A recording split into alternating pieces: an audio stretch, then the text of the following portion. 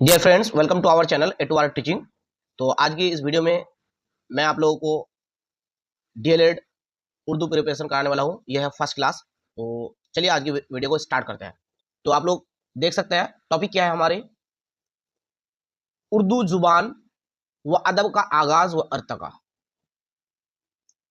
देखिए, थ्योरी भी है, क्वेश्चन आंसर भी है। मैं आप लोगों को जिस तरह से बताने वाला हूँ, थ्योरी प्लस क्वेश्चन आंसर, मतलब मेन पॉइंट जो है मैं बताने वाला हूँ पॉइंट वाइज। ओके, तो चलिए शुरू करते हैं। उर्दू तुर्की जुबान का लफ्ज है। अगर पूछे कि उर्दू कौन से जुबान का लफ्ज है, तो होगा आंसर तुर्की जुबान का लफ्ज है। ठीक है, उसके बाद उर्दू का रस्मुल खत फारसी है। अगर बोले कि उर्दू का रस्मुल खत क्या है, तो होगा फारसी। ठीक है, उर्दू के माने लश्करगाह के होते हैं। उर्दू के क्या माने होते हैं? लश्करगाह। ठीक है, उर्दू के क्या माने होते हैं? लश्करगाह। ठीक है ना? ओके, इसके बाद देखिए, उर्दू एक हिंद आर्याई जुबान है। उर्दू क्या है? एक हिंद आर्याई जुबान। ठीक है, ओके। उर्दू नसर के फरोग में 17वीं सदी को संग मिल कहा जाता है। किस के फरोग में 17वीं सदी को संग मिल कहा जाता है? तो उर्दू नसर के फरोग में। ठीक है ना? ओके, आगे देखिए, मुल्ला वजही कुली कुतुब शाह का दरबारी शायर था। मतलब मुल्ला वजही जो है कुली कुतुब शाह का दरबारी शायर था। कब? 17वीं सदी। ठीक है, ओके। नेक्स्ट, उर्दू लसानियत शौकत सब्जवाड़ी की साहूकार तसनीफ है। मतलब उर्दू लसानियत जो है शौकत सब्जवाड़ी की एक मशहूर तसनीफ है। ओके, आगे, उर्दू नसर का पहला अदबी कारनामा सबे रस को माना जाता है। अगर बोले कि उर्दू नसर का पहला अदबी कारनामा किसे माना जाता है, तो आंसर होगा सबे रस को। ठीक है, नेक्स्ट, गुलशन हिंद उर्दू शायरी का पहला तज़किरा है। अगर बोले बोले क्वेश्चन पूछे कि उर्दू शायरी का पहला तज़किरा क्या है, तो आंसर होगा गुलशन हिंद। ठीक है, जिसे मिर्जा अली लुत्फ ने लिखा था। अगर बोले कि गुलशन हिंद का जो है मुसन्निफ कौन है, तो मिर्जा अली लुत्फ। ओके, नेक्स्ट, सबे रस एक तमसीली किस्सा है। अगर बोले कि सबे रस किस किस्म की तसनीफ है, तो तमसीली किस्सा। ओके, नेक्स्ट, अहयाम गोई का उस्ताद सिराजुद्दीन अली खान आरजू को कहा जाता है। अगर बोले कि अहयाम गोई का उस्ताद किसे कहा जाता है, तो आंसर होगा सिराजुद्दीन अली खान आरजू। ठीक है, चलिए, उर्दू का ताल्लुक बराह रास्त किससे है, तो मगरबी हिंद से है। क्या होगा? मगरबी हिंद। नेक्स्ट, उर्दू उर्दू नसर की बाकायदा शुरुआत दक्कन से हुई। अगर बोले कि उर्दू नसर की शुरुआत कहां से हुई, तो दक्कन। ठीक है, बोलचाल की जुबान दक्कन में शुमाली हिंद से पहुंची। अगर बोले कि बोलचाल का जुबान कहां से पहुंची, तो दक्कन में शुमाली हिंद से पहुंची। ठीक है, नेक्स्ट, आगे देखिए क्या है, अलाउद्दीन खिलजी। अलाउद्दीन खिलजी पहला मुस्लिम बादशाह था जिसकी फौजी दक्कन पहुंचे, लेकिन वह खराज लेकर वापस चला गया। ठीक है, आगे, मतलब क्या, अलाउद्दीन खिलजी जो है पहला मुस्लिम बादशाह था जिसके फौजे दक्कन पहुंचने के बाद क्या हुए, वह खराज लेकर वापस चले गए। ठीक है, दक्कन में बोली जाने वाली जुबान पर पंजाबी, हरियाणी और खड़ी बोली का असर था। अगर बोले कि दक्कन में बोली जाने वाली जुबान पर किसका असर था, तो होगा पंजाबी, हरियाणी, खड़ी। ठीक है, 14वीं सदी में मोहम्मद बिन तुगलक ने दहली से दियोगरी या दौलत आबाद अपना दारुल सल्तनत बनाया। अगर बोले कि दहली से दियोगरी दारुल सल्तनत किसने बनाया, तो मोहम्मद बिन तुगलक। कब? 14वीं सदी ईस्वी में। ठीक है, आगे, तो दियोगरी या दौलतगरी याद रखिएगा अच्छी तरह से, दिल्ली से। ओके, 14वीं सदी के आखिर में दक्कन में बहमनी सल्तनत कायम हुई। तो 14वीं सदी के आखिर में दक्कन में क्या कायम हुई? बहमनी सल्तनत, याद रखिएगा।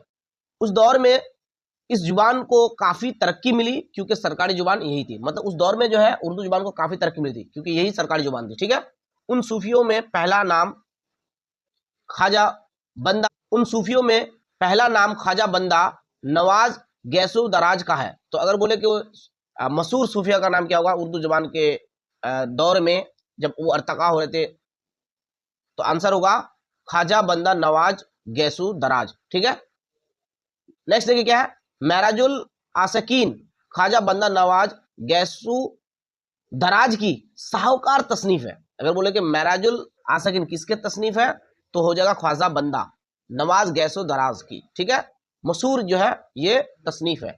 इसके बाद देखिए क्या है, फजले अली फजली की करबले कथा शुमाली हिंद की नसरी किताब जो 1731 ईस्वी में मुकम्मल हुई। तो फजल अली फजली की करबले कथा, ठीक है। अगर बोले करबले कथा की किसकी तसनीफ है, तो फजल अली फजली की। ओके, शुमाली हिंद के नसरी किताब, ये जो है करबले अली कथा, ये शुमाली हिंद के नसरी किताब है।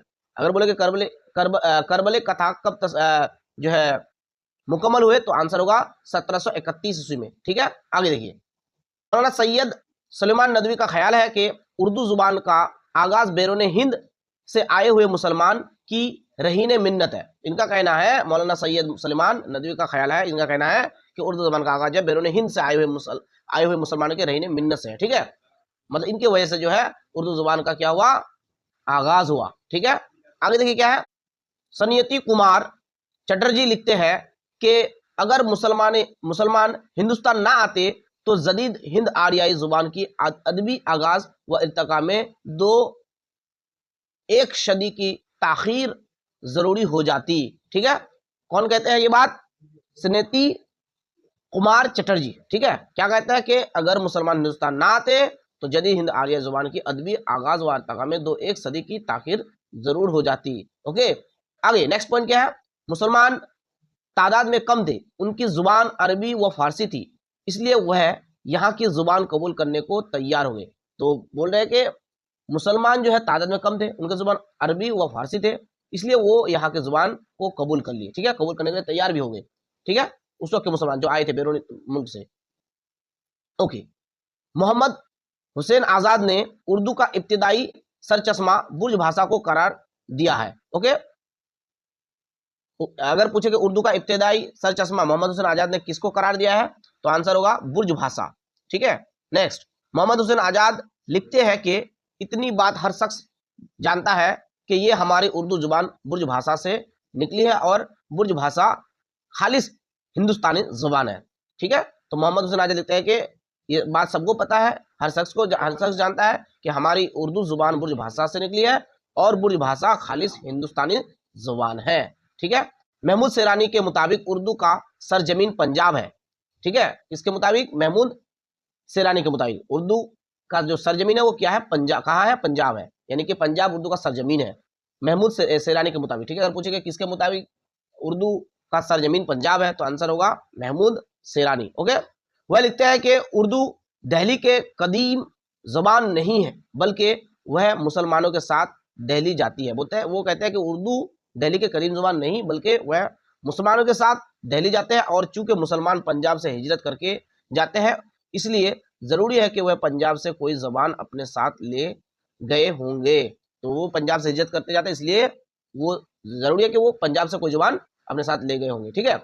उसके बाद नेक्स्ट पॉइंट, मुकदमा तारीख जुबान उर्दू प्रोफेसर माशूदी हुसैन खान की तख्लीक है, ठीक है। मुकदमा तारीख जुबान उर्दू, ठीक है, मुकदमा तारीख जुबान उर्दू किसकी तख्लीक है, प्रोफेसर माशूदी हुसैन, ठीक है।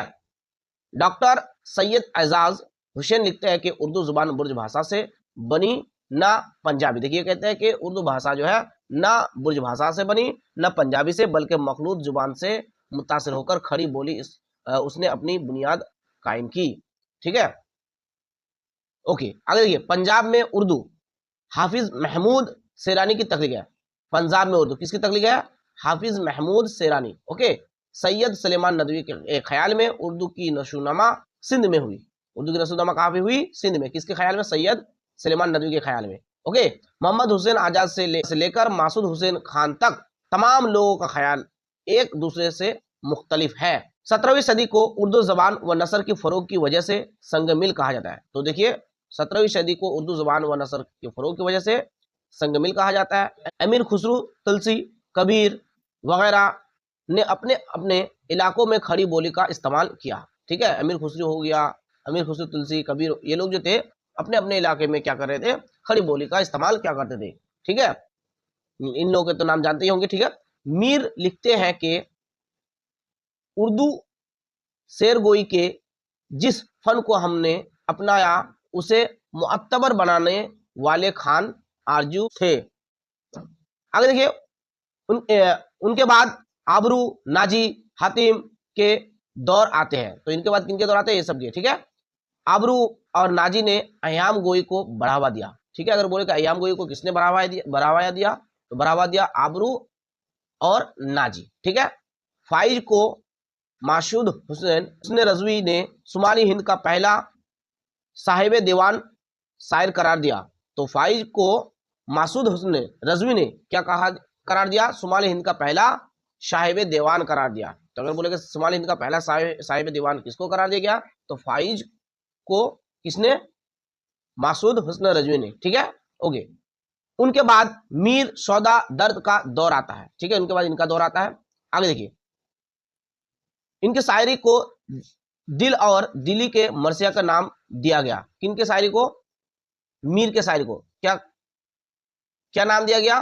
दिल और दिली। ओके, के मरसिया का नाम दिया गया। किनके शायरी को? मीर के, दिल और दिली के मरसिया। ठीक है, ओके। 18वीं सदी के अहम शोरा में आतिश, इंशा, नाश्क वगैरह काबिल जिक्र है। 18वीं सदी डॉक्टर मोहम्मद अली लिखते हैं कि सियासी नुक्ता नज़र से उस वाक़या की हैसियत जो भी हो, तस्कील जुबान के लिहाज से यह वाक़या गैर मामूली अहमियत का हामिल है। आगे देखिए क्या है? मोहम्मद बिन तुगलक के असर तकरीबन 20 साल तक रहे।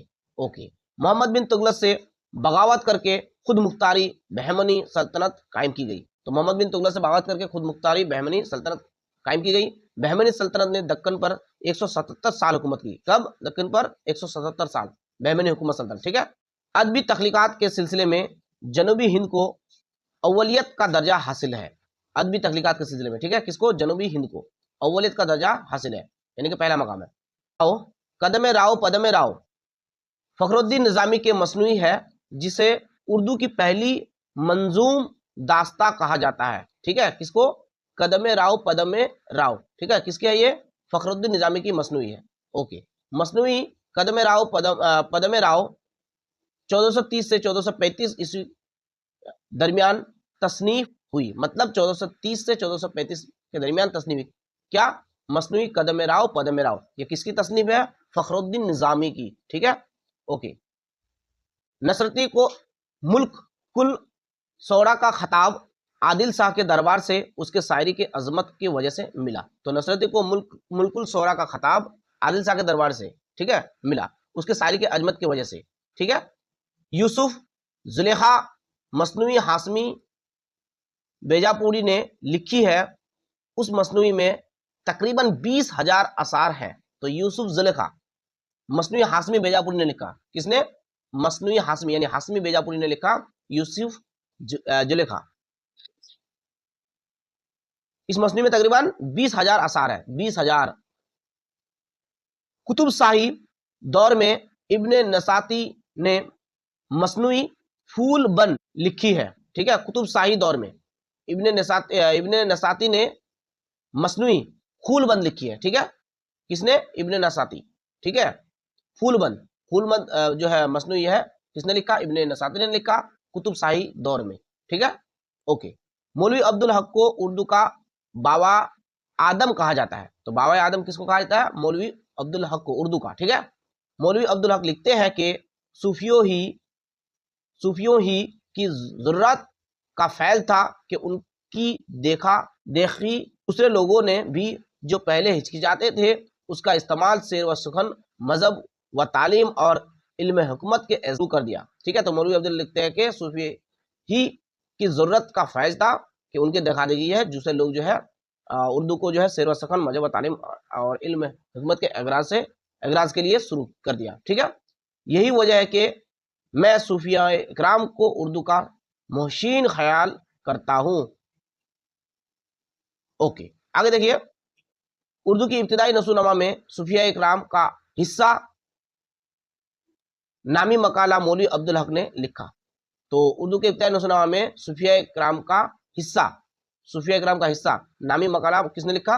मौलवी अब्दुल हक ने लिखा। ठीक है, अमीर खुसरू ने फारसी व हिंद की आमजिश से उर्दू का अव्वलियन रूप पेश किया। किसकी आमजिश का? फारसी और हिंदी की आमजिश का। ठीक है, उर्दू का अव्वलियन रूप पेश किया। किसने? अमीर खुसरू ने। अमीर खुसरू को तोतिए हिंद कहा जाता है। क्या कहा जाता है? तोतिए हिंद कहा जाता है। ठीक है, किसको? अमीर खुसरू को। उर्दू का ताल्लुक हिंद यूरोपीय खानदान से है।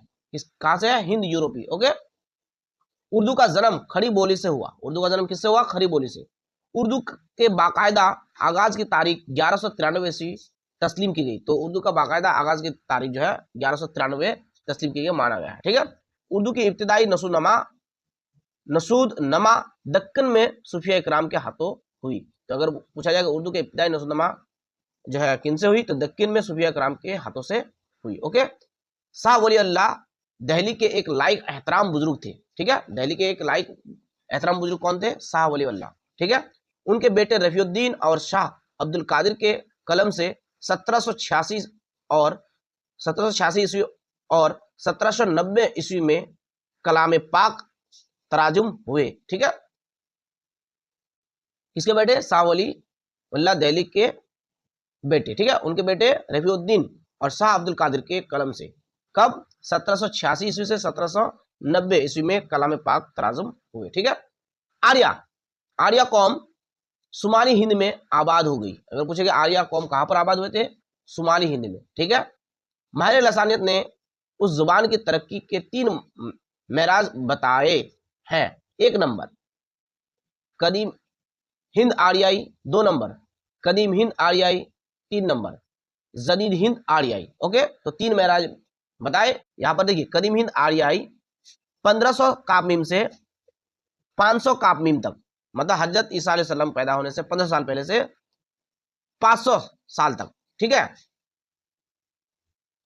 ओके, कदीम हिंद आर्याई 500 कापमीम से 1000 तक, जदीद हिंद आर्याई 1000 ताहाल मतलब मौजूदा जमाना तक। ओके, कदीम हिंद आर्याई को 5, अब ये जो कदीम हिंद आर्याई है को 5 मंजिलों में तकसीम किया गया।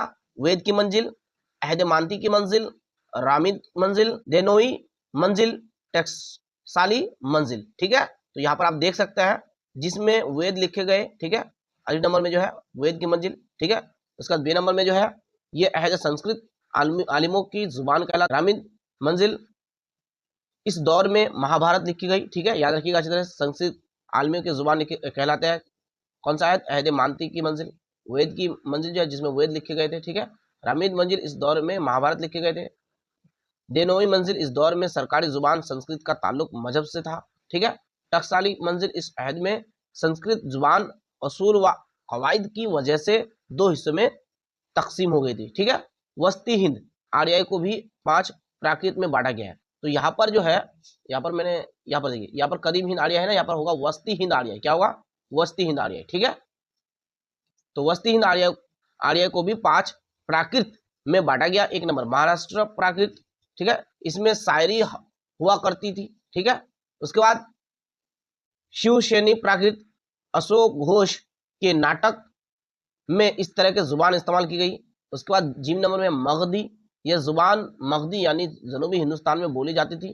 ठीक है, उसके बाद अवध मगधी, यह जुबान अवध और मशरकी यूरोपी में बोली जाती थी। ओके, नेक्स्ट पेशाजी प्राकृत, यह जुबान पंजाबी और कश्मीरी के इलाके में बोली जाती है, पंजाब और कश्मीर के इलाके में। ठीक है, जदीद हिंद आर्याई को भी 5 आप भंश में बांटा गया, मतलब इसको भी 5 हिस्सों में बांटा गया जदीद हिंद आर्याई को।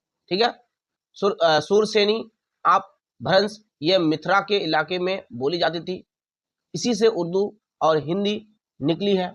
इसके बाद मगधी आप भ्रंश मुख्तलिफ जगहों में बोली जाती थी। ठीक है, मौजूदा उड़िया उसी से निकली है। ठीक है, ओके, जीम नंबर देखिए क्या? अवध मगधी, इसमें छत्तीसगढ़ और भोजपुरी वगैरह शामिल है। महाराष्ट्र में ये बोली जाती थी। रे नंबर में देखिए क्या है? प्राचड और केकई, प्राचड से सिंधी निकली है। तो ये सब चीजें आप याद रख सकते हैं। ठीक है, तो इनसे पहले जो मैंने पढ़ाया इस सबको अच्छी तरह से याद रखना है। ओके प्यारे दोस्तों, मैंने जितनी भी चीज आप लोगों को यहाँ पर बताया, अगर उर्दू जबान व अदब का आगाज व अर्तका से क्वेश्चन अगर आए तो यही से ही आएंगे, तो इनको अच्छी तरह से आप याद रखिए। ठीक है, उर्दू तरकी जुबान का लफ्ज है। ठीक है, उर्दू का रस्मुल खत फारसी है। ये सब चीज अच्छे से याद रखिए। उर्दू के माने लश्करगाह होते हैं। उर्दू एक हिंद आर्य जबान है। इनको अच्छी तरह से याद रखिए। तो आप जो है इनको लिख भी सकते हैं, और अगर भूल जाए तो फिर से वीडियो को इसको आप वॉच कर सकते हैं। तो नेक्स्ट क्लास की वीडियो को जरूर देखिएगा। Thank you so much, wish you all the best.